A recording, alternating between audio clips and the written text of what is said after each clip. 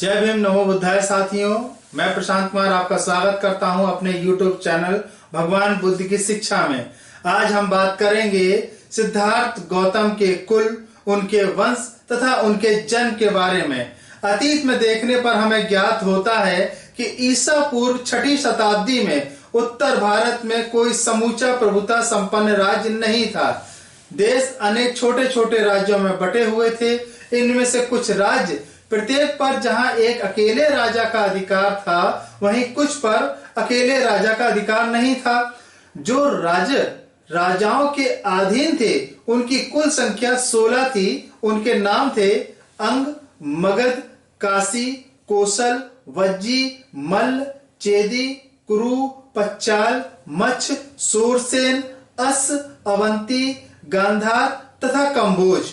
जिन राज्यों में किसी एक राजा का आधिपत्य नहीं था वे थे कपिलवस्तु के शाक्य, पावा तथा कुशीनगर के मल्ल, वैशाली के लिच्छवी, मिथिला के विदेह, रामगाम के कोली, अल्लकप के बुली, केशपुत्र के कालम, रेशपुत्र के कलिंग, पिपल्वन के मौर्य तथा भर्ग, जिनकी राजधानी सिंगुमार गिरी थी।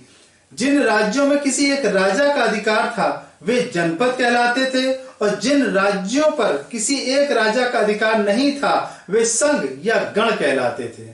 कपिलवस्तु के शाक्य की राज्य व्यवस्था के बारे में अधिक जानकारी प्राप्त नहीं है कि वहां गणतंत्र था अथवा कुछ लोगों का कुलतंत्र था। वैसे इतनी जानकारी तो स्पष्ट रूप से है ही कि शाक्यों के गणतंत्र में कई शासक परिवार थे और उनके एक पुत्र के बाद एक क्रम से शासन करते थे। शासक परिवार का जो मुखिया होता था वह राजा कहलाता था। सिद्धार्थ गौतम के जन्म के समय राजा बनने की बारी शुद्धोधन की थी। शाक्य राज्य भारत के उत्तर पूर्वी कोने में स्थित था। यह एक स्वतंत्र राज्य था, लेकिन आगे चलकर कौशल राज्य इस पर अपना आधिपत्य जमाने में सफल हो गया। इसका परिणाम यह हुआ कि कौशल राज्य की स्वीकृति के बिना शाक्य राज्य के लिए अपने कुछ राजकीय अधिकारों का उपयोग असंभव हो गया। उस समय के राज्यों में कौशल एक शक्तिशाली राज्य था। मगध भी ऐसा ही था। कौशल राज पसे नदी, जिसे प्रसेनजित, और मगध राज बिंबिसार दोनों सिद्धार्थ गौतम के समकालीन थे। अब सिद्धार्थ गौतम के पूर्वज के बारे में थोड़ी बात करते हैं। शाक्यों की राजधानी का नाम कपिलवस्तु था, पाली में जिसे कपिलवस्तु कहा जाता था। संभव है यह नाम महान बुद्धवादी मुनि कपिल के नाम पर ही पड़ा था। कपिलवस्तु में जैसैन नाम के एक शाक्य राजा रहा करते थे। सिंहहुन उनके पुत्र थे।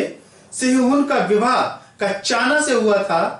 उनके 5 पुत्र थे, शुद्धोधन, धोतोधन, सक्कोधन, सुक्कोधन तथा अमितोधन। 5 पुत्र के अतिरिक्त सिंहहुन की 2 पुत्रियां भी थीं, जिनका नाम था अमिता और पमिता। शुद्धोधन का विवाह महामाया से हुआ था। उनके पिता का नाम था अंजन और मां का नाम था सुलक्षणा। अंजन कोली थे और देवदा नाम के एक गांव में रहते थे। शुद्धोधन एक महान योद्धा थे।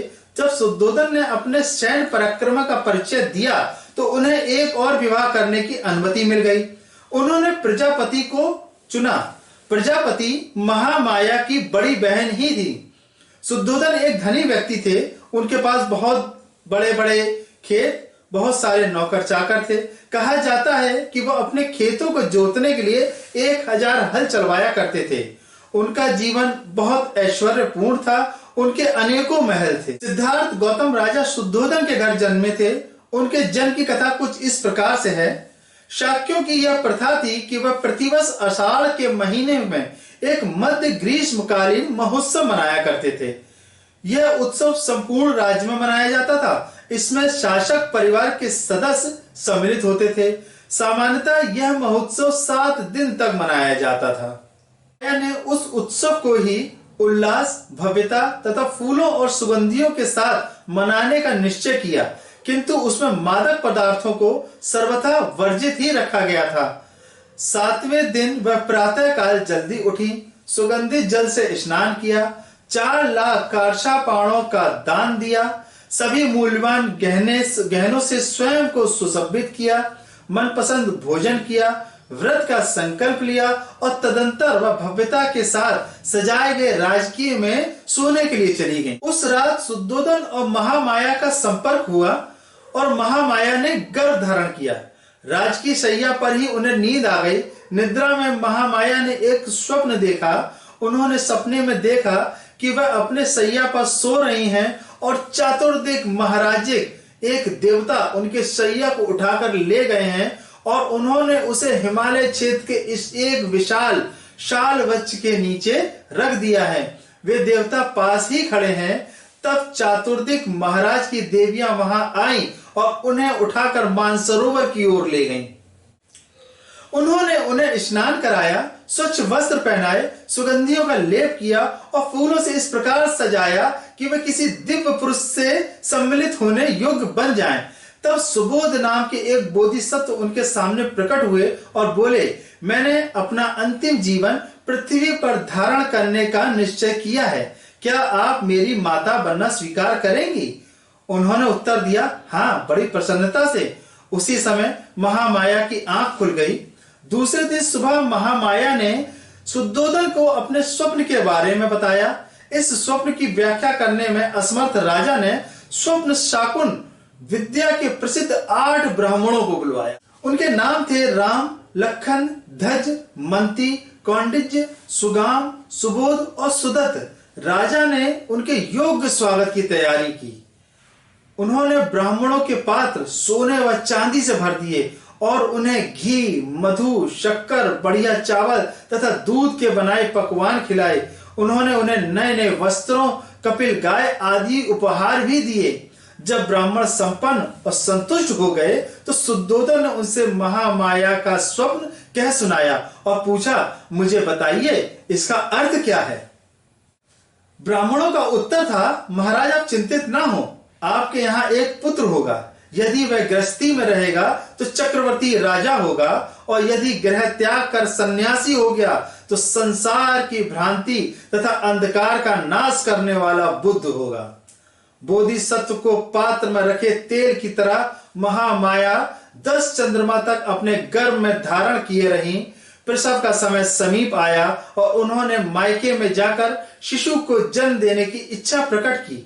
उन्होंने अपने पति से कहा, मैं अपने पिता के घर जाना चाहती हूँ। शुद्धोधन ने उत्तर दिया, तुम जानती ही हो तुम्हारी इच्छा पूरी की जाएगी।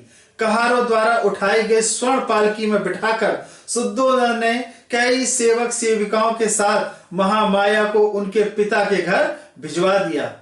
देवदा के मार्ग में महामाया को शाल वृक्षों तथा अन्य पुष्पित व अपुष्पित वृक्षों के एक उद्यान वन से गुजरना था। यह वन लुम्बिनी वन कहलाता था। जिस समय पालकी लुम्बिनी वन से गुजर रही थी उस समय सारा लुम्बिनी वन दिव्य चित्रलता की तरह अथवा किसी प्रतापी राजा के सुसज्जित मंडप भोज की तरह लग रहा था। जड़ से वृक्षों की शाखाओं के छोर तक पेड़ फूलों और फलों से लदे थे। विचित्र ध्वनि कर रही सुंदर रंगों वाली अनगिनत भ्रमर गुंजार कर रहे थे। अनेक प्रकार के पक्षियों के झुंड कलरव चहचहा रहे थे। सभी मधुर तान छेड़ रहे थे। महामाया पालकी से उतरी और चलकर एक सुंदर शाल वृक्ष के नीचे पहुंची। मंद मंद सुगंध पवन वृक्षों की शाखाओं को छेड़ रही थी, जिससे वे ऊपर नीचे हिल डुल रही थी। महामाया का मन हुआ कि उनमें से वे एक शाखा को पकड़ लें। संयोग बस एक शाखा इतनी नीचे झुक गई कि वह उसे पकड़ सके। महामाया ने पंजों के बल खड़े होकर उसे पकड़ लिया। तुरंत ही शाखा ऊपर की ओर उठी और उसके साथ ही वह भी ऊपर की ओर उठ गई। इसके झटके से महामाया को प्रसव वेदना होने लगी। उस शाल वृक्ष की शाख को पकड़े हुए खड़े खड़े ही महामाया ने एक पुत्र को जन्म दिया। ईशापूर्व 563 में वैशाख पूर्णिमा के दिन बालक का जन्म हुआ। उनके परिवार द्वारा बल्कि शाक्यों द्वारा भी बहुत हर्ष धूमधाम तथा समारोह पूर्वक पुत्र का जन्मोत्सव मनाया गया। बालक के जन्म के समय कपिल वस्तु पर शासन करने की बारी शुद्धोधन की थी। वे राजा की पदवी से गौरवान्वित हो रहे थे, इसीलिए स्वाभाविक तौर पर बालक भी राजकुमार कहलाया। साथियों, अगले एपिसोड में हम बात करेंगे असित मुनि के आगमन की व उनके भविष्यवाणी की, महामाया के परिनिर्वाण की व सिद्धार्थ के बचपन की शिक्षा के बारे में। आपको हमारा YouTube चैनल कैसा लगा, अपनी राय हमें कमेंट सेक्शन में जरूर बताएं। हमारे चैनल को लाइक व सब्सक्राइब करें, घंटी का बटन अवश्य दबाएं ताकि हमारे वीडियो आप तक आसानी से पहुंच सकें। इन्हीं शब्दों के साथ मैं प्रशांत कुमार आपसे अनुमति चाहूंगा। जय भीम, नमो बुद्धाय।